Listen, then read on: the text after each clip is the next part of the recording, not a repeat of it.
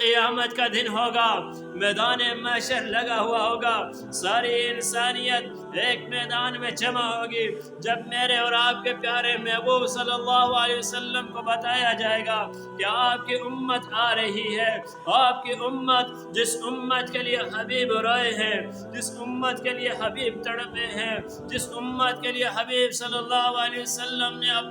اپنے آنسو بہائے ہیں، وہ حبیب صلی اللہ علیہ وسلم اپنی امت کا سن کر کے اپنی امت کے استقبال کے لیے آگے بڑھیں گے، آگے آئیں گے، اتنے میں فرشتے بھی اس میں پردہ حائل کر دیں گے، یا رسول اللہ آپ آگے نہیں جا سکتے۔ میرے نبی پوچھے گا، اے فرشتوں، میں تو اپنے امتیوں سے ملنے کے لیے جا رہا ہوں، میں تو اپنی امت کو دیکھنے کے لیے جا رہا ہوں، جس امت کے لیے میں تڑپا ہوں، جس امت کے لیے میں رویا ہوں، جس امت کے لیے میں نے قربانیاں دی ہے۔ فرشتے کہیں گے، یا رسول اللہ،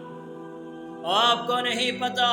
کہ آپ کے جانے کے بعد ان لوگوں نے آپ کے دین کو بدل دیا تھا۔ دین کو نہ بدلو، نبی کی زندگی میں ڈھل کر کے اپنے آپ کو بدلو، نبی کے طور طریقوں پر آ کر کے اپنے آپ کو بدلو، نبی کی سنتوں کو اپنا کر کے اپنے آپ کو بدلو۔ جب میرے نبی کو پتہ چلے گا کہ میرے جانے کے بعد ان لوگوں نے میرے دین میں تبدیلی کر دی ہے، اپنے طور طریقے اپنا لیے ہیں، جو من میں آیا وہ کرنے لگ گئے، تو میرا نبی فرمائے گا، ان کو دور کر دو، ان کو ہٹا دو، سحقاً سحقاً لمن غیر بعدی، دوری ہو، ہلاکت ہو ان لوگوں کے لیے کہ جنہوں نے میرے جانے کے بعد میرے دین کو بدل دیا۔